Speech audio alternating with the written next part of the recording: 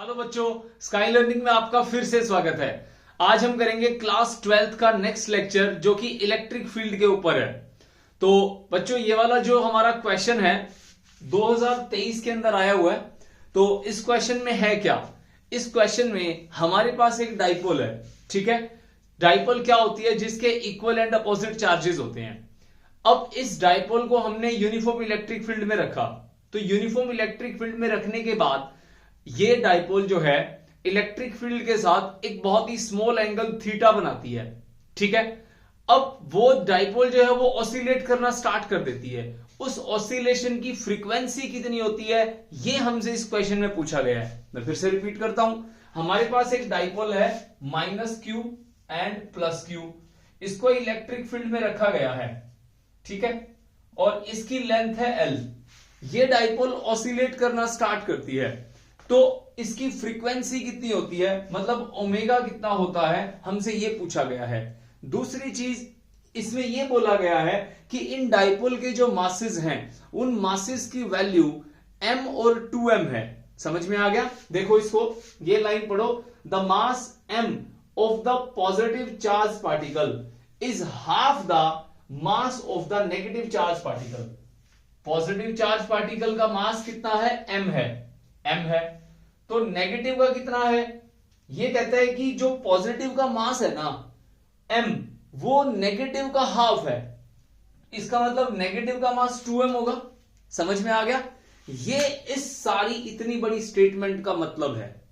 तो शुरू करते हैं इस क्वेश्चन को बच्चों। हम एक बार आप थोड़ा सा इसके ऊपर लुक डाल लो कि क्या कह रही है क्वेश्चन। जो मैंने बोला है उस वर्डिंग को आप अच्छे से मैच करो माइंड के अंदर। क्लियर है? फटाफट इसको देखो, फिर हम स्टार्ट करते हैं।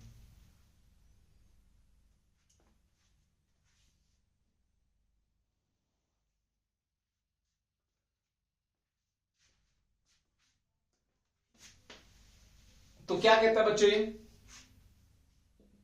हमारे पास एक डाइपोल है, इलेक्ट्रिक फील्ड में रखी गई है। तो बच्चों इसका कॉन्सेप्ट है, जब हम किसी भी डाइपोल को इलेक्ट्रिक फील्ड में रखते हैं तो क्या लगता है उसके ऊपर? उस पर टॉर्क लगता है। Torque is equals to PE sin theta.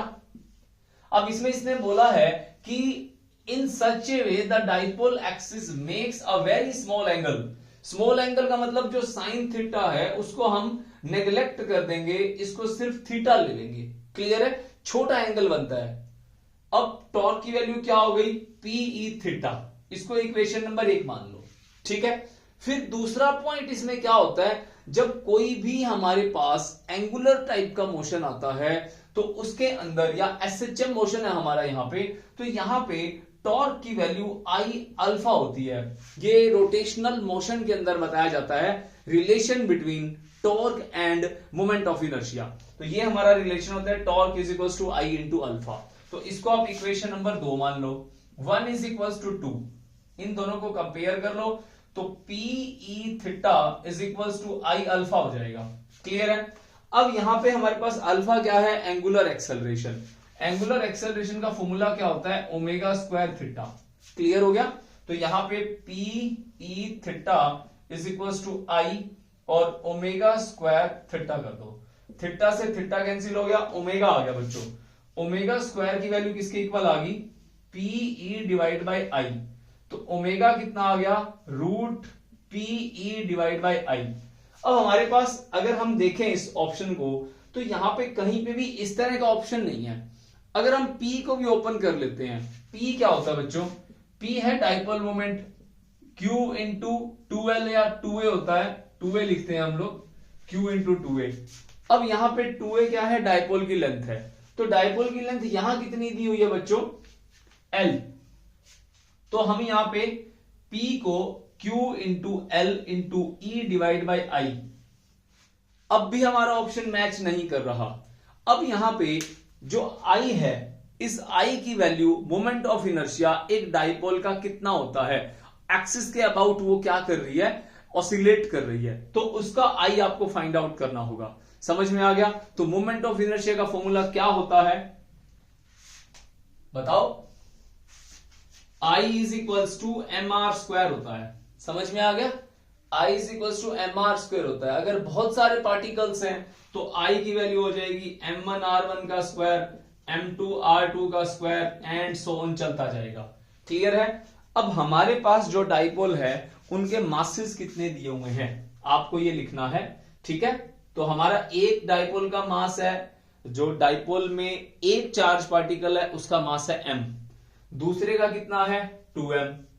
अब इसके एक्सिस के अबाउट ये घूम रहा है, टोटल लेंथ कितनी है l, आधी लेंथ क्या हो जाएगी l/2 l/2।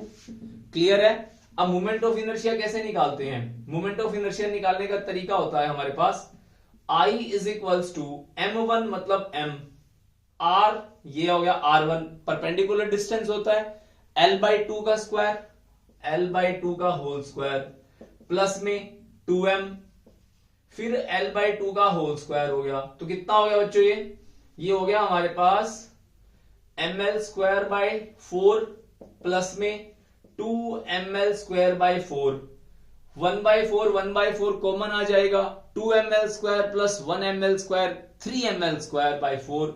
तो मोमेंट ऑफ इनर्शिया आ गया 3ml²/4। ये स्टेप आपको ध्यान रखना है बच्चों। तो बच्चों को जो प्रॉब्लम आती है वो इसी स्टेप के अंदर आती है, क्योंकि मोमेंट ऑफ इनर्शिया की प्रैक्टिस नहीं होती। ठीक है, तो 11th का कॉन्सेप्ट है, तो इसको साथ खींच के लेके आना है। तो I की वैल्यू क्या हो जाएगी, omega equals to QLE divide by 3ml², 4 ऊपर आ जाएगा क्योंकि अपॉन में 4 डिनोमिनेटर के न्यूमरेटर बन जाएगा। तो एक L से एक L कैंसिल हो गया, तो आंसर कितना आ गया 4QE डिवाइड बाई 3ml। तो ये इस तरह का ऑप्शन हमारा कौन सा है, थर्ड ऑप्शन, सी ऑप्शन हमारा जो इसके अंदर आंसर बनता है। तो मैंने क्या किया, सबसे पहले एक क्विक रिव्यू ले लेते हैं इसका। टॉर्क की वैल्यू पी साइन थीटा होती है, थीटा बहुत छोटा है तो पी थीटा हो गया। टॉर्क की वैल्यू आई अल्फा होती है, ये कहां से आया, रोटेशनल मोशन। तो 1 और 2 को कंपेयर कर लो, P theta is equal to I alpha. तो और यहाँ पे अल्फा की वैल्यू जो होती है ओमेगा स्क्वायर थीटा होती है, थीटा से थीटा कैंसिल हो गया, तो ओमेगा की वैल्यू पीई बाई आई हो गया रूट के अंदर। आई की वैल्यू कैसे निकालते हैं, हमारे पास दो पार्टिकल्स हैं, एक है m एक है 2m, डिस्टेंस है सेंटर से l/2 तो क्या बनेगा इसके अंदर ml²/4 प्लस में 2ml²/4, it will be equal to 3ml²/4। बस अब इस वैल्यू को आप यहां पुट कर दो तो आंसर आ जाएगा 4QE divide by 3ml root. समझ में आ गया। अब करेंगे अगला सवाल, इंपॉर्टेंट सवाल है बच्चों। अगला सवाल है बच्चों, इसके अंदर हमारे पास एक यूनिफॉर्मली चार्ज डिस्क है जिसका रेडियस r है और सरफेस चार्ज डेंसिटी सिग्मा दी हुई है, उसको हमने XY प्लेन के अंदर रखा हुआ है। ठीक है, अब सेंटर से ओरिजिन पे एक एक्सिस है, उससे z डिस्टेंस पे हमारे को इलेक्ट्रिक फील्ड की वैल्यू पता करनी है जो इन चार ऑप्शंस में से कोई एक है। तो कहने का मतलब क्या है, हमारे पास एक डिस्क है, ये एक डिस्क है, मान लो ये डिस्क है हमारे पास। इस डिस्क के कारण XY प्लेन है ना, अब ये जमीन पे ये एक्सिस x हो गया और जो इधर जा रहा है वो y हो गया। तो XY प्लेन हमारा ये हो गया, z एक्सिस ये हो गया। समझ में आ गया, z एक्सिस। तो z एक्सिस में z डिस्टेंस पे हमारे को क्या करना है, इलेक्ट्रिक फील्ड फाइंड आउट करना है। सीधी भाषा में बात करूं, electric field due to disc find out करना है। समझ में आ गया। ऑप्शंस जो है इन्होंने इस तरह से चेंज कर रखे हैं। ठीक है, हमें ये फाइंड आउट करने हैं। क्लियर है। तो सबसे पहले हम क्या करेंगे, इसके अंदर एक डिस्क बना लेते हैं। ये हमारे पास एक डिस्क है, ठीक है बच्चों। अब ये XY प्लेन के अंदर पड़ी है, ये x है हमारे पास, ठीक है, और ये हमारे पास y हो गया। तो z हमारा हम ऐसे ऊपर मान लेते हैं, ये z एक्सिस हो गया। ठीक है, तो ये हमारे पास हो गया x एक्सिस, ये y एक्सिस हो गया, ये डिस्क यहां पे पड़ी है। z एक्सिस में ऊपर की तरफ हमारे को इलेक्ट्रिक फील्ड पता करना है। क्लियर है यहां तक। अब ये जो हमारे पास डिस्क है, ये बनती किस चीज से है, इसका एलिमेंट क्या है, मैं आपको एलिमेंट बनाना सिखाता हूं। ठीक है, एक सेकंड रुकिए।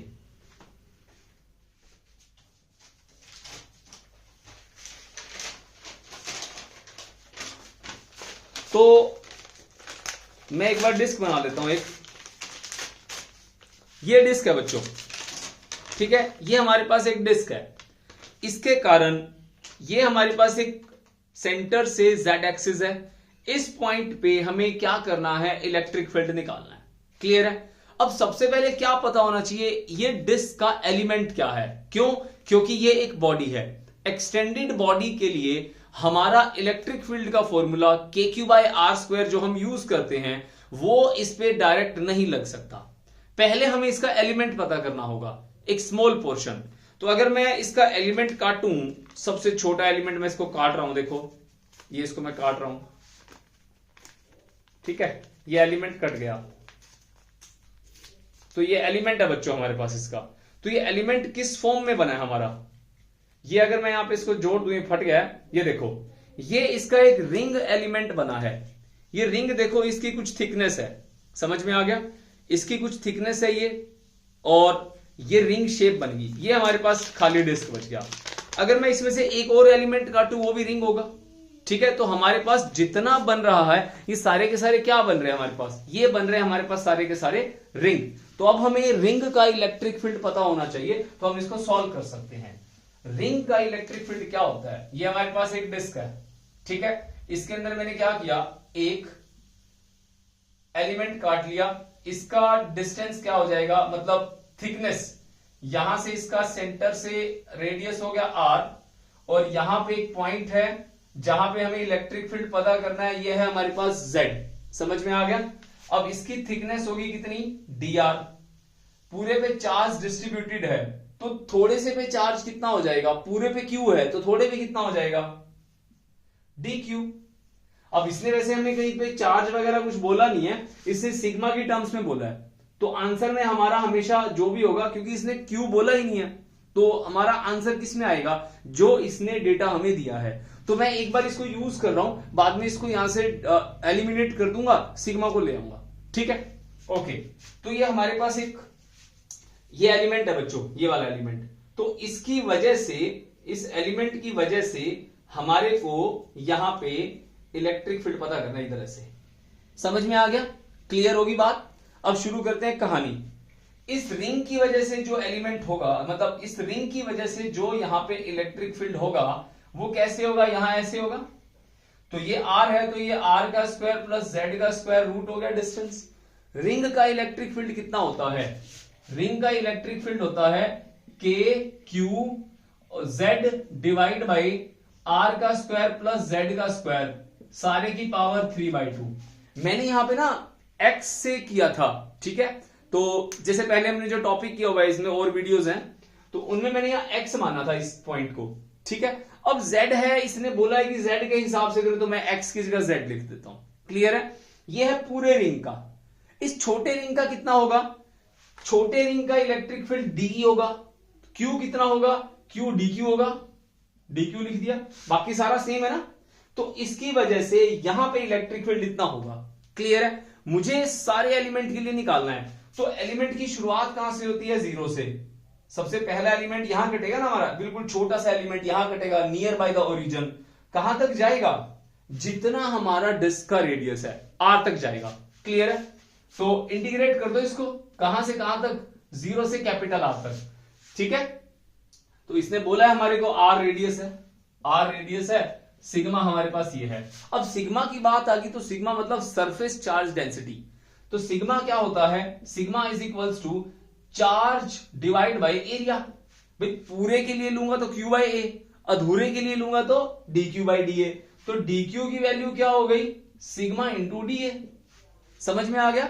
अब इसका एरिया कितना हो जाएगा, ये इसका लेंथ है 2πr इंटू इसकी चौड़ाई कितनी है dr, 2πr इंटू dr, लंबाई गुना चौड़ाई, ठीक है। सिग्मा 2πr इंटू dr, ये dq हो गया। इस dq की वैल्यू को यहां पुट कर देंगे। अब मैंने बोला था q को एलिमिनेट करना पड़ेगा, क्योंकि कहीं पे q का जिक्र नहीं है। अगर q की बात होती तो मैं सीधा लिख देता, ठीक है। तो इस सारी वैल्यू को उठा करके यहां पुट कर दो। तो शुरू करते हैं यहां से इस सवाल को। तो dE का इलेक्ट्रिक फील्ड का इंटीग्रेशन E आ गया K। तो चार्ज की कितनी वैल्यू है हमारे पास, सिग्मा 2πr dr, और K आ गया, dQ आ गया, Z आ गया, डिवाइड बाई R का स्क्वायर Z का स्क्वायर, पावर कितनी होगी 3/2, इंटीग्रेशन 0 से R तक, ठीक है। अब देखो D के साथ R है, तो R वाली टर्म्स अंदर, बाकी बाहर। तो E की वैल्यू क्या आ गई, K बाहर, सिग्मा बाहर, 2π बाहर, और क्या Z बाहर, सिग्मा के 2 पाई जेड बाहर, इंटीग्रेशन में क्या बचेगा अंदर, R divide by into D R. ये भी तो आर है ना, क्योंकि आर का स्क्वायर है, आर का स्क्वायर जेड का स्क्वायर, सारे की पावर 3/2 जीरो से लेकर के आर तक। क्लियर है यहां तक? अब इस डायग्राम को मैं मिटो रहा हूं, जरूरत हो तो वीडियो बैक कर लेना, इसको दोबारा देख लेना, ठीक है। ओके, अगला स्टेप है हमारा इसका इंटीग्रेशन सॉल्व करना। फिजिक्स हमारी यहीं तक है। अब अगला काम है इंटीग्रेशन को सॉल्व करना। ये वाला इंटीग्रेशन जो सॉल्व होगा ना, सब्स्टिट्यूशन मेथड से होगा। इंटीग्रेशन का सब्स्टिट्यूशन मेथड होता है, ठीक है। तो वो कैसे होता है, जो हमारे पास यूज कर रहे हैं हम लोग, हम सिर्फ अब मैथ सोल्व करेंगे। Integration by substitution method, put R का स्क्वायर प्लस जेड का square is equal to T हो गया। समझ में आ गया? जो ये मुश्किल टर्म है ना, इस टर्म को आप टी के इक्वल मान लो। अब इसका डिफरेंशिएशन कर दो आप, ठीक है। डिफरेंशिएशन, तो डिफरेंशिएशन क्या होगा, 2r dr प्लस में z कांस्टेंट है 0 प्लस में dt, sorry equal to dt। समझ में आ गया? तो 2r dr की वैल्यू क्या आ गई, dt आ गई। तो r dr की वैल्यू क्या आ गई, dt/2। कहने का मतलब है मैंने इस टर्म का डेरिवेटिव कर दिया। समझ में आ गया? dt/dr हो गया ना, dt/dr। तो dt/dr करूंगा तो क्या हो जाएगा, 2r प्लस में 0, तो dr नीचे था वो ऊपर आ गया। अब समझ में आ गया? फिर से देख लो, नहीं समझ में आया तो दोबारा देखो इसको। dt/dr निकाल लो, dt/dr, तो dt/dr आ गया, इसका क्या हो जाएगा 2r, ठीक है, प्लस 0, तो dt divide by 2 r into dr हो गया। तो r dr की जगह क्या पुट कर सकता हूं, dt/2, और r square plus Z square की जगह क्या आ जाएगा, t आ जाएगा। समझ में आ गया? बस डाल दो। तो अब e की वैल्यू क्या आ गई, k सिग्मा 2 पाई z, और इंटीग्रेशन 0 से r तक कौन है ये, dt बाई, मतलब dt/2 इसकी जगह, dt/2, और इसकी जगह t की पावर 3/2। समझ में आ गया? सिंपल हो गया। अब तो t की पावर को ऊपर ले जाओ, -3/2, तो क्या आ जाएगा, e is equal to k sigma 2 pi z, और इंटीग्रेशन सॉल्व करो, t की पावर -3/2, 2 बाहर ले आया मैं, ये वाला 2 बाहर ले आया, t की power -3/2, -3/2 plus 1 divide by -3/2 plus 1, t की पावर -3/2 प्लस 1 बाय -3/2 प्लस 1, और पावर कितनी है इसकी, लिमिट है 0 से r तक। क्लियर है यहां तक? तो इसको मिटाना पड़ेगा। तो अब क्या करेंगे हम इसको, upper limit minus lower limit. So e की वैल्यू क्या आ गई, k sigma 2 pi z divide by 2, और क्या बचेगा हमारे पास, t की पावर कितना बचा हमारे पास, -1/2 डिवाइड बाई कितना बचा, -1/2, 0 से z, 0 से r तक, ठीक है। -1/2 माइनस यहां आ गया, ये 2 ऊपर चला गया, k sigma 4 pi z divide by 2, और यहां बचेगा 1/√t, क्योंकि t की पावर -1/2 क्या बनता है, 1/t की पावर 1/2। समझ में आ गया? 1/2 को रूट लिखते हैं 0 से r तक। अब t की वैल्यू वापसी लेके आओ, ये वाली वैल्यू पुट की थी ना, इसको वापस दो, ठीक है। तो इससे काट लो, 2 दूनी 4, तो k सिग्मा माइनस का 2 पाई z, ये z है, 2 नहीं है, ध्यान रखना z है, ये 2 ये है, 2 ये z है, ओके, 1/r का स्क्वायर प्लस z का स्क्वायर। तो ये पुट कर दिया। अब अपर लिमिट इसमें पुट करूंगा ना, अपर लिमिट कहां पुट करूंगा, r की जगह, z की जगह नहीं, r की जगह, क्योंकि r चेंज हो रहा है ना, कैपिटल R का स्क्वायर रूट -1, फिर r की जगह 0 पुट करूंगा, यहां 0 पुट करूंगा तो 0 का स्क्वायर प्लस z का स्क्वायर, z का स्क्वायर अंडर द रूट, क्या बचेगा, z square under the root. एक स्टेप फालतू कर दिया मैंने, तो क्या बनेगा ये हमारे पास, माइनस का साइन खत्म करना है, इसको स्वैप करूंगा, तो k sigma 2 pi z 1/z minus 1/r का स्क्वायर z का स्क्वायर रूट। सिंपल कैलकुलेशन है, कुछ भी नहीं किया मैंने। अपर लिमिट आर में पुट करी माइनस लोअर लिमिट आर में पुट करी, तो जहां पे छोटा आर था वहां बड़ा आर आ गया, फिर माइनस के साइन के बाद छोटे आर की जगह जीरो आ जाएगा। जीरो में जेड स्क्वायर ऐड करूंगा तो जेड स्क्वायर बनेगा रूट के अंदर, तो जेड स्क्वायर का रूट क्या बनेगा हमारे पास जेड, ये जेड आ गया। फिर मैंने क्या किया, साइन को स्वैप कर दिया, मतलब आगे पीछे कर दिया।